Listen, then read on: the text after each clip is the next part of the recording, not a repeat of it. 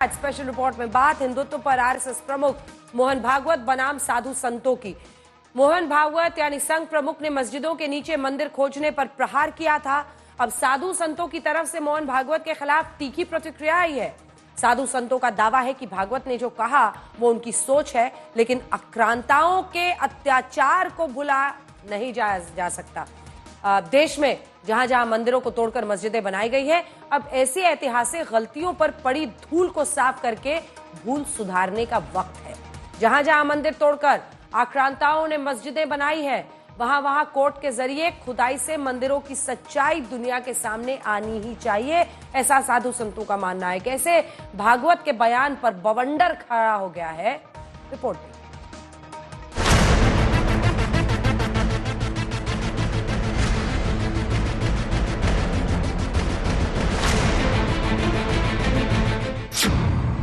मंदिर मस्जिद पर भागवत बनाम संत।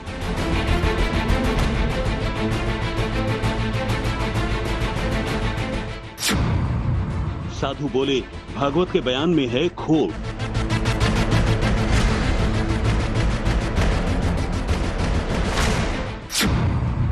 हिंदुओं की आस्था खुदाई है कानूनी रास्ता।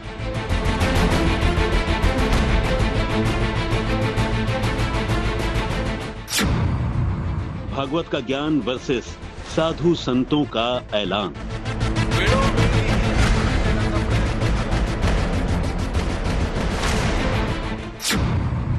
मोहन भागवत के बयान पर महाभारत। मोहन भागवत के जिस बयान पर बीजेपी खामोश है, उसी बयान पर देश के तमाम साधु संतों ने आरएसएस प्रमुख के खिलाफ मोर्चा खोल दिया है। दावा यही है कि मस्जिद के नीचे मंदिरों की खोज में कोई दिक्कत नहीं है। आक्रांताओं ने सनातन धर्म पर चोट करते हुए मंदिरों पर मस्जिदें बनाई हैं। ऐसे में हर सनातनी के लिए अपने धार्मिक स्थलों पर दावा ठोकने में बुराई क्या है? चाहे शंकराचार्य स्वामी अविमुक्तेश्वरानंद सरस्वती हों, तुलसी पीठाधीश्वर जगत गुरु रामभद्राचार्य हों, कथावाचक देवकी नंदन ठाकुर हों, अखाड़ा परिषद के अध्यक्ष महंत रविंद्र पुरी हों, राम मंदिर के पुजारी सतेंद्र दास हों या फिर साधु संतों की मंडली हो, सभी आरएसएस चीफ मोहन भागवत की टिप्पणी से असहमत हैं। देश के तमाम साधु संतों की राय मंदिर मस्जिद विवाद पर आरएसएस चीफ मोहन भागवत की राय से बिल्कुल जुदा है। साधु संतों का दावा है कि सामाजिक सौहार्द, गंगा जमनी तहजीब और धर्मनिरपेक्षता का पाठ सिर्फ हिंदुओं के लिए क्यों है?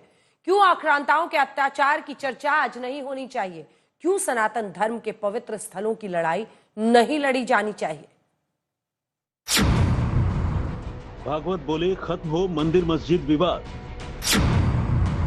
संत बोले मंदिरों की खोज से आपत्ति क्या है? भागवत मंदिर मस्जिद और धर्म संकट।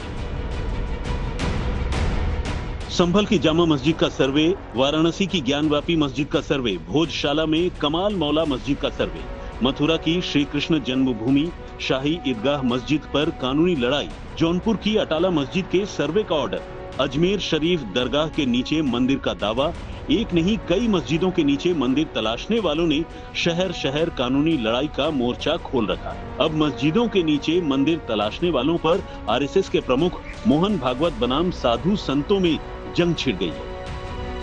सबसे पहले सुनिए मंदिर मस्जिद विवाद को लेकर मोहन भागवत का वो बयान जिसे लेकर साधू संतों ने मोर्चा खोल दिया है। ही हार्मनी जर जगाला पाहिजे असेल तर आपल्या देशात याचं मॉडेल उभं करायचं, म्हणजे ही हार्मनी आपल्या देशात असली पाहिजे। श्रद्धेचा आदर, त्यामुळे राम मंदिर झालं पाहिजे, ते होत आहे। हिंदूंची श्रद्धास्थान हिंदूंना वाटतं,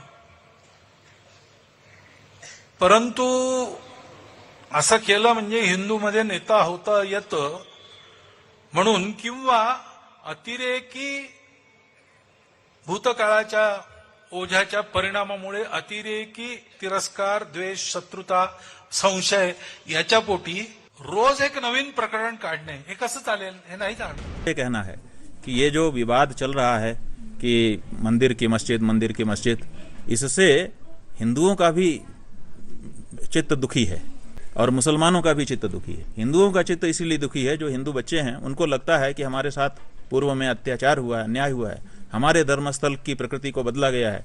मंदिर था, वहां पर हमारे पूर्वज आराधना उपासना करते थे, हमारे देवता थे, उनको तोड़ करके फोड़ करके उसकी प्रकृति को बदल करके अब वहां पर नमाज पढ़ी जा रही है। ये हमारे ऊपर अत्याचार हुआ, ऐसा सोच करके हिंदू बच्चों का जो दिल है वो दुखी होता है। और साथ ही साथ जो मुसलमान बच्चे हैं उनका भी दिल दुखता है। उनका क्यों दुखता है? उनके सामने ये प्रश्न है, उनके मन में दो बात आती है। एक ये आती है कि क्या हमारे पूर्वज ऐसे ही अत्याचारी थे? बयान पर विवाद गहराया तो कई संतों ने भागवत पर निजी हमला किया। दावा यही है कि मोहन भागवत के बयान की जितनी भी निंदा की जाए उतनी कम है। माननीय मोहन भागवत जी का ये बयान बिल्कुल निंदनीय है। मैं उसकी समर्थन नहीं कर सकता, क्योंकि जो भी माननीय कोर्ट का आदेश हो रहा है, सर्वे का आदेश हो रहा है, माननीय कोर्ट कर रहा है, तो मोहन भागवत जी कोर्ट से ऊपर नहीं न हो गए हैं। तो और उनको किसने अधिकार दिया है? कोई भी अपील अगर जाता है साक्ष्य और प्रमाण के आधार पर माननीय कोर्ट में जाता है तो एक कोर्ट तय करेगा कि उसको स्वीकार किया जाए या नहीं किया जाए।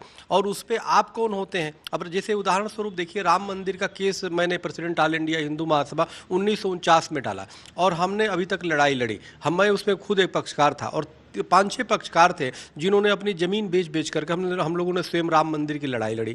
लेकिन जब सर्वोच्च न्यायालय से निर्णय आ गया तो आने के बाद मोहन जी तो भागवत जी तो सबसे पहले फीता काटने लगे। उन्होंने तो पक्षकारों तक को भी भूल गए कि पक्षकार कौन है भाई, उनको भी आमंत्रित। ये भी अधर्म है। अखिल भारतीय व्यास संघ के अध्यक्ष बालक दास की माने तो सनातन धर्म की रक्षा और सुरक्षा की बात करना साधु संतों का धर्म भी है और कर्म भी। ऐसे में भागवत का बयान हिंदुओं का मनोबल तोड़ने वाला है। दुख अगर आज वो निगर के आ रहा है, जिस प्रकार से मंदिरों को तोड़ करके मस्जिदें बनाई गई, जिस प्रकार से मंदिरों को अपने कब्जे में करके रखा गया, आज वो चीज़ सामने प्रत्यक्ष आ रही। सर्वे हो रहा है तो सर्वे में जो निकल के आ रहा है उसमें स्पष्ट रूप से मंदिर निकल के आ रहे हैं। तो आज आपको समस्या क्यों हो रही? अरे आप आरएसएस प्रमुख हैं, आप खड़े नहीं हो सकते हिंदुत्व के साथ, तो आप कह दो कि हम हिंदुत्व की लड़ाई नहीं लड़ पाएंगे। आप दूसरों को क्यों नहीं उठने दे रहे हैं? आप दूसरों को क्यों नहीं खड़ा होने दे रहे हैं? आप दूसरों को हताहत क्यों कर रहे हैं? आप दूसरों का मनोबल क्यों गिरा रहे हैं? अरे आपका मनोबल गिर गया होगा, आप वृद्धावस्था की ओर पहुंच चुके हो, आप वृद्ध अवस्था को प्राप्त कर चुके हो, वृद्ध हो चुके हो, आपका मनोबल गिर सकता है, पर हिंदू जनमानस को मनोबल नहीं गिर सकता है।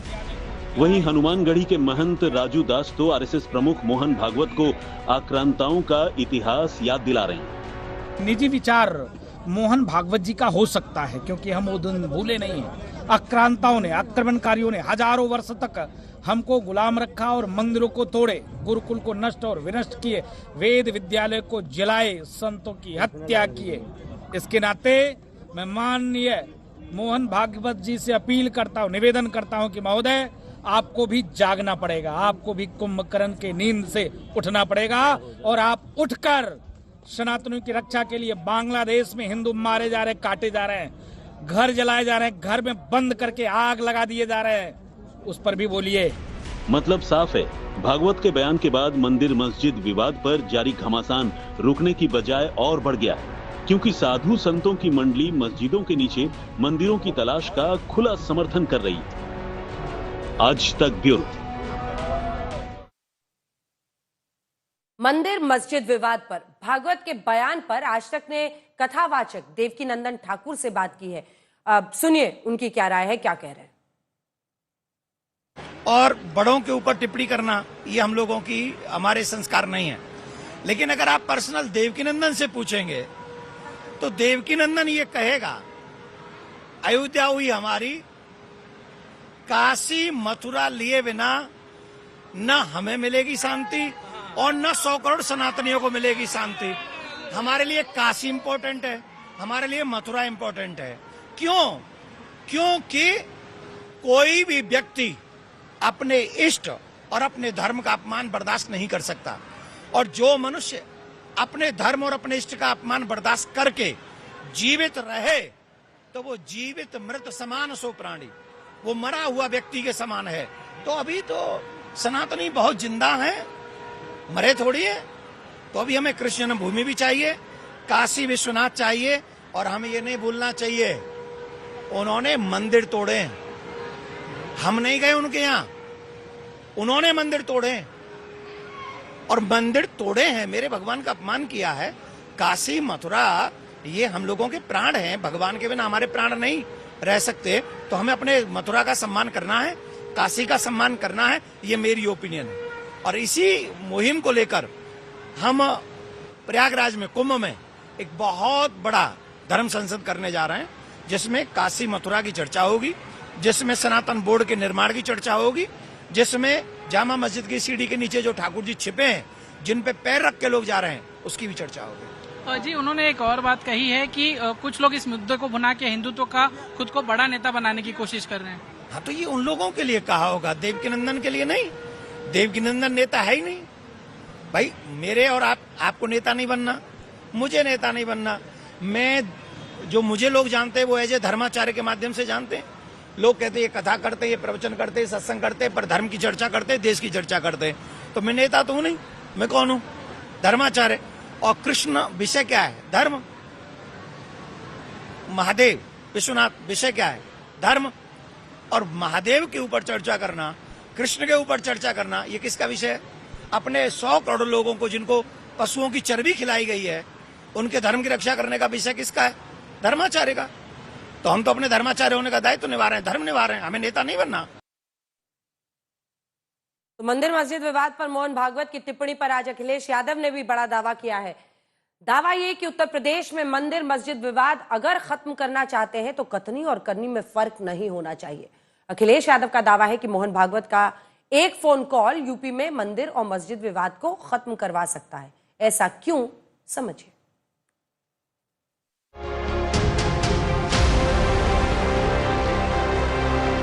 क्या संभल की मस्जिद का सर्वे रुकेगा?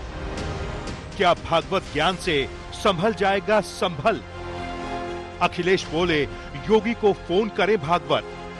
संभल की जामा मस्जिद के नीचे हिंदू मंदिर के अवशेष का दावा और सर्वे के दौरान हुई हिंसा को अखिलेश यादव ने आरएसएस चीफ भागवत के बयान से जोड़ा। पहले यही कहा कि भागवत के बयान से सबक लेते हुए सरकार को संभल हिंसा के आरोपियों पर दर्ज केस वापस लेने चाहिए। अब अखिलेश की मांग है कि भागवत की कथनी और करनी में फर्क नहीं है, तो योगी को फोन करके मस्जिदों पर जारी सर्वे पॉलिटिक्स पर रोक लगाने की नसीहत दें। भागवत के एक फोन कॉल से मंदिर मस्जिद विवाद का समाधान संभव है। जब 5 लोग मर गए, न जाने कितनों पे झूठे मुकदमे लग गए, न जाने कितनों को अपमानित होना पड़ा है, घरों में पुलिस गई है, महिलाओं के साथ अपमान का व्यवहार हुआ, तब कह रहे हैं कि हर मंदिर को नहीं खोदना चाहिए। तो अगर किसी व्यक्ति ने, इतने महत्वपूर्ण व्यक्ति ने अगर ये स्टेटमेंट दिया है, तो उनकी जिम्मेदारी बनती है उनके दल के लोगों की कि सभी संभल वाले उत्तर प्रदेश के लोगों पर जिन पे झूठे मुकदमे लगे हैं, उनके मुकदमे वापस हों। कि वो विचारधारा भारतीय जनता पार्टी की अंडरग्राउंड विचारधारा है। भारतीय जनता पार्टी के लिए वो विचारधारा अंडरग्राउंड काम करती है, सुरंग खोद करके काम करती है। तो वो जो आज बात कही जा रही है, कम से कम उन्हें भारतीय जनता पार्टी के लोगों को समझाना चाहिए। अगर वो एक फोन भी कर दें मुख्यमंत्री जी को, तो कोई भी सर्वे और कोई भी ऐसा विवाद नहीं होगा। अखिलेश जी, लेकिन हर जगह राजनीतिक लाभ लेना चाहते हैं। अखिलेश यादव ने एक तीर से 2 निशाने साधे। पहला निशाना मंदिर मस्जिद पॉलिटिक्स पर मोहन भागवत के बयान पर, और दूसरा निशाना संभल हिंसा को लेकर सीएम योगी के ऐलान पर। लगातार सर्वे का काम चल रहा था और सर्वे के कार्य के दौरान पहले 2 दिन कोई भी शांति भंग नहीं हुई। तीसरे दिन जब 23 नवंबर को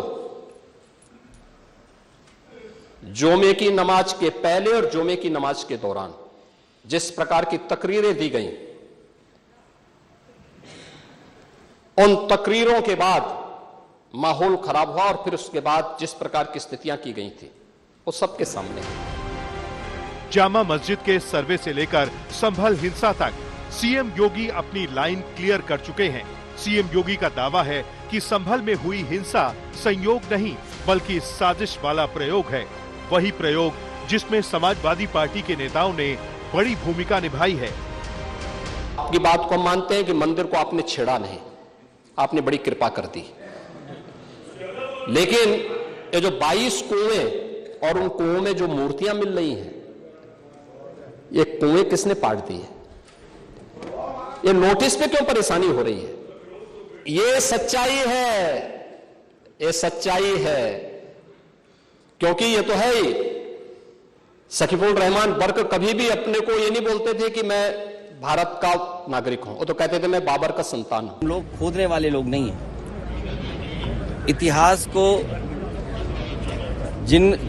इतिहास के पन्नों में कुछ खराब चीजें नहीं खोजना चाहते हैं। हम लोग नए रास्ते खोजने वाले लोग हैं और जिनको अपने भविष्य के बारे में नहीं पता कि भविष्य क्या होगा, भविष्य में क्या बदलाव चाहते हैं, वो इतिहास में ही हमेशा रहते हैं। हम लोग भविष्य बनाना चाहते हैं। भले ही मंदिर मस्जिद पॉलिटिक्स को लेकर अखिलेश यादव लगातार बीजेपी पर निशाना साध रहे हों, लेकिन योगी भी लगातार आक्रांताओं के इतिहास के बहाने अपना एजेंडा सेट करने में जुटे हैं। काशी में काशी विश्वनाथ मंदिर, कभी अयोध्या में श्री राम जन्मभूमि, कभी मथुरा में श्री कृष्ण जन्मभूमि, कभी संभल में कल के अवतार की हरिहर भूमि, कभी भोज में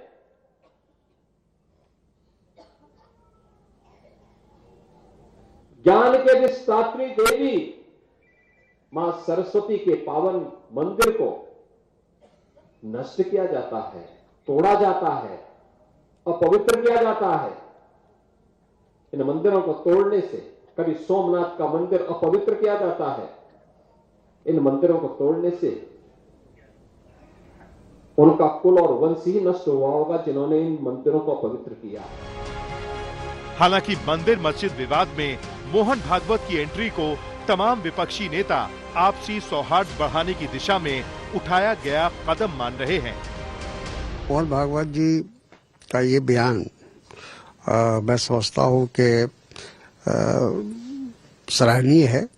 हालांकि हमारे और उनके बीच वैचारिक मतभेद है, लेकिन जो बात उन्होंने कही है वो काफ़ी हद तक सच्चाई पर आधारित है और बिल्कुल उन्होंने सही कहा है कि जो लोगों का धर्म पर कोई विश्वास नहीं है वही लोग सबसे ज़्यादा आज धर्म के रक्षक बन गए।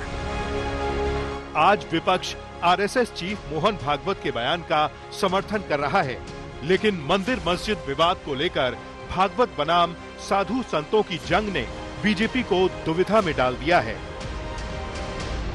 देखिए, रामभद्राचार्य जी बहुत महान संत हैं, उनका भी सम्मान, परम आदरणीय स्वतंत्रता दिग्गज भी सम्मान, इस विषय पर मैं कोई टिप्पणी नहीं करूंगा। वहीं एनडीए गठबंधन के नेता भी भागवत के बयान से पूरी तरह सहमत हैं। एकदम ठीक कर रहे हैं। मैं मोहन भागवत जी की बात से एकदम सहमत हूँ कि वो लोग मानव धर्म की बात करते हैं और वो कहते हैं कि छिछला ज्ञान जो होता है वो खतरनाक होता है, इसीलिए किसी भी चीज़ के बारे में डीप में जाकर के सोचने का वो अगर संदेश दे रहे हैं तो हम तो समझते हैं कि बहुत अच्छी बात बोल रहे हैं।